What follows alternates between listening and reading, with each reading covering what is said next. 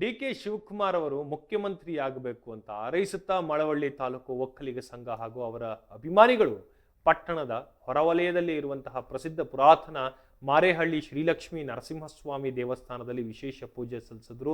ಶುಕ್ರವಾರದಂದು ನಡೆದಂತಹ ಈ ಕಾರ್ಯಕ್ರಮದಲ್ಲಿ ಡಿ.ಕೆ. ಶಿವಕುಮಾರ್ ಮುಖ್ಯಮಂತ್ರಿಯಾಗಲಿ ಅಂತ ಸಾಮೂಹಿಕ ಪ್ರಾರ್ಥನೆ ಸಲ್ಲಿಸಲಾಯಿತು.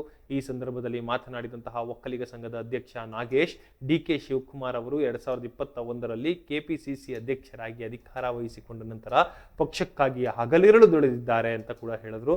ರಾಜ್ಯಾಧ್ಯಕ್ಷರ ಪಕ್ಷವನ್ನ ಸಂಘಟಿಸಿ ರಾಜ್ಯಾಧ್ಯಕ್ಷರು ಪಕ್ಷವನ್ನ ಸಂಘಟಿಸಿ ಕಾಂಗ್ರೆಸ್ ಪಕ್ಷವನ್ನ ಬಲಪಡಿಸುವಲ್ಲಿ ಅವರು ಶ್ರಮಿಸ್ತಾ ಇದ್ದಾರೆ. ಈಗಾಗಲೇ ಸಿದ್ದರಾಮಯ್ಯನವರು ಮುಖ್ಯಮಂತ್ರಿ ಆಗಿದ್ದಾರೆ. ಈ ಬಾರಿ ಡಿ.ಕೆ. ಶಿವಕುಮಾರ್ ಅವರಿಗೆ ಮುಖ್ಯಮಂತ್ರಿ ಸ್ಥಾನ ನೀಡಬೇಕು ಅಂತ ಒಕ್ಕಲಿಗ ಸಂಘವು ಒತ್ತಾಯಿಸಿದೆ. ನಾಗೇಶ್ ಅವರು ಮುಂದುವರೆದು ಮಾತನಾಡಿ, ಕಾಂಗ್ರೆಸ್ ಪಕ್ಷದಲ್ಲಿ ಅಧ್ಯಕ್ಷರಾದವರು ಮುಖ್ಯಮಂತ್ರಿಯಾಗುವಂತಹದ್ದು ಸಾಂಪ್ರದಾಯಿಕವಾಗಿದೆ. ಡಿ.ಕೆ. ಶಿವಕುಮಾರ್ ಅವರು ಮುಖ್ಯಮಂತ್ರಿಯಾಗ್ತಾರೆ ಎಂಬ ನಂಬಿಕೆಯಿಂದ ರಾಜ್ಯದ ಒಕ್ಕಲಿಗರು ಪಕ್ಷಭೇದ ಮರೆತು ಕಾಂಗ್ರೆಸ್ ಪಕ್ಷಕ್ಕೆ 140 ಸ್ಥಾನಗಳನ್ನು ನೀಡಿದ್ದಾರೆ. ಡಿ.ಕೆ. ಶಿವಕುಮಾರ್ ಅವರು ಮುಖ್ಯಮಂತ್ರಿಯಾದರೆ 2028ರ ವಿಧಾನಸಭಾ ಚುನಾವಣೆ ಮತ್ತು 2029ರ ಲೋಕಸಭಾ ಚುನಾವಣೆಯಲ್ಲಿ ಪಕ್ಷವು ಹೆಚ್ಚು ಸ್ಥಾನಗಳನ್ನು ಗೆಲ್ಲಲು ಸಾಧ್ಯವಾಗುತ್ತದೆ. ಆದ್ದರಿಂದ ಹೈಕಮಾಂಡ್ ಡಿ.ಕೆ. ಶಿವಕುಮಾರ್ ಅವರನ್ನ ಮುಖ್ಯಮಂತ್ರಿ ಮಾಡಬೇಕು ಅಂತ ಒತ್ತಾಯಿಸಿದರು. ಇದೇ ವೇಳೆ ಮಾತನಾಡಿದಂತಹ ಮೂಡ ಮಾಜಿ ಸದಸ್ಯ ದೇವಪ್ಪ ಅವರು, ಈ ಅವಕಾಶವನ್ನ ಬಿಟ್ಟುಕೊಡಬೇಡಿ, ಹಠ ಮಾಡಿ ಮುಖ್ಯಮಂತ್ರಿ ಸ್ಥಾನವನ್ನ ಪಡೆಯಿರಿ, ನಾವು ನಿಮ್ಮೊಂದಿಗಿದ್ದೇವೆ ಎಂದರು. ಅವರು ಈ ಹಿಂದೆ ಉಪಮುಖ್ಯಮಂತ್ರಿಯಾಗಿದ್ರೋ ಅಥವಾ ಜೈಲಿಗೆ ಹೋಗಿದ್ರೋ ಎಂದಾಗ ಡಿ.ಕೆ. ಶಿವಕುಮಾರ್ ಅವರು ಜೈಲಿಗೆ ಹೋಗಲು ಸಿದ್ದರಾಮಯ್ಯ ಅವರು ಸಿದ್ಧರಾಗಿದ್ದರು. ಅಂದ್ರೆ ಜೈಲಿಗೆ ಹೋಗಲು ಸಿದ್ಧರಾಗಿದ್ದರು. ಈಗ ಅವರಿಗೆ ಮುಖ್ಯಮಂತ್ರಿಯಾಗುವಂತಹ ಅವಕಾಶ ಬಂದಿದೆ, ಅದನ್ನ ಸದುಪಯೋಗ ಪಡಿಸಿಕೊಳ್ಳಬೇಕು ಅಂತ ಕೂಡ ಕಿವಿ ಮಾತನ್ನ ಹೇಳಿದ್ರು. ಈ ಕಾರ್ಯಕ್ರಮದಲ್ಲಿ ಡಿ.ಕೆ. ಶಿವಕುಮಾರ್ ಅಭಿಮಾನಿ ಮುಖಂಡರಾದಂತಹ ಗಂಗಾಧರ್ ಲಿಂಗಪಟ್ಟಣ, ಚೊಟ್ಟನಹಳ್ಳಿ ರಮೇಶು, ಚಿಕ್ಕರಾಜು, ಅಪ್ಪಾಜಿಗೌಡ, ಮಲ್ಲಯ್ಯ, ಜಯಮ್ಮ, ಸುಂದರ್ರಾಜ್, ಮಹೇಶ್ ಕುಮಾರ್ ಸೇರಿದಂತೆ ಅನೇಕರು ಉಪಸ್ಥಿತರಿದ್ದರು.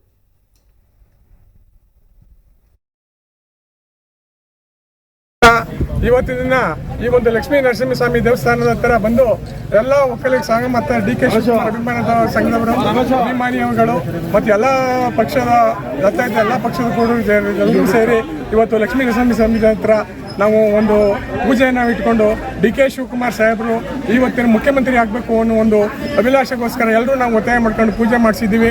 ಏನು ಡಿ.ಕೆ. ಶಿವಕುಮಾರ್ ಸಾಹೇಬರು 40 ವರ್ಷದಿಂದ ಈ ಪಕ್ಷಕ್ಕೋಸ್ಕರ ದುಡಿದು ತನ್ನ ಮನ ಧನವನ್ನು ಅರ್ಪಿಸಿ ಮತ್ತೆ ಹಿಂದೆ ಒಂದ್ಸಾರಿ ಅವರು ಈ ಪಕ್ಷಕ್ಕೋಸ್ಕರ ಜೈಲಿಗೆ ಹೋದ್ರು.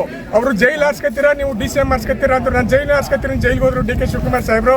ಅದರಿಂದ ಇವತ್ತು ಈ ಪಕ್ಷಕ್ಕೆ ಅವರ ಒಂದು ಕೊಡುಗೆ ಜಾಸ್ತಿ ಇದೆ. ಇವತ್ತು ಯಾವುದೇ ರಾಜ್ಯದಲ್ಲಿ ಕಾಂಗ್ರೆಸ್ ಪಕ್ಷ ಸಮಸ್ಯೆ ಬಂತಂದ್ರೆ ಡಿ.ಕೆ. ಶಿವಕುಮಾರ್ ಹೋಗ್ಬೇಕು ಅಲ್ಲಿಗೆ ಸಮಸ್ಯೆ ಬಗೆಹರಿಸಲಿಕ್ಕೆ.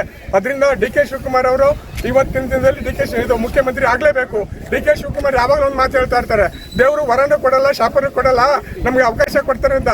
ಶಿವಕುಮಾರ್ ಇವತ್ತು ಅವಕಾಶ ಬಂದಿದೆ, ಆ ಅವಕಾಶನ ಉಪಯೋಗಿಸಬೇಕು. ಯಾರಿಗೂ ಇರಬೇಡಿ, ಯಾವ್ದು ಪಟ್ಟಣ ಬಿಡಬೇಡಿ. ನೀವು ಡಿ.ಕೆ. ಶಿವಕುಮಾರ್ ಸಾಹೇಬರು ದೇವ್ರ ಮೇಲೆ ಭಾರ ಹಾಕಿ ನಿಮ್ಮ ಪ್ರಾರ್ಥನೆ ಪ್ರತಿಫಲ ಎಲ್ಲ ನಿಮ್ಗೆ ಸಿಗುತ್ತೆ.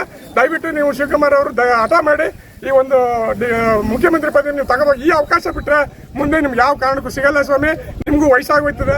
ದಯವಿಟ್ಟು ಇವಾಗ ದೇವರು ಒಳ್ಳೇದು ಮಾಡಲಿ ಈ ಲಕ್ಷ್ಮೀ ನರಸಿಂಹಸ್ವಾಮಿ ಅಂತ ನಾವು ಬೇಡ್ಕೊತೀವಿ ಸಮಯದಲ್ಲಿ. ಮುಂದಿನ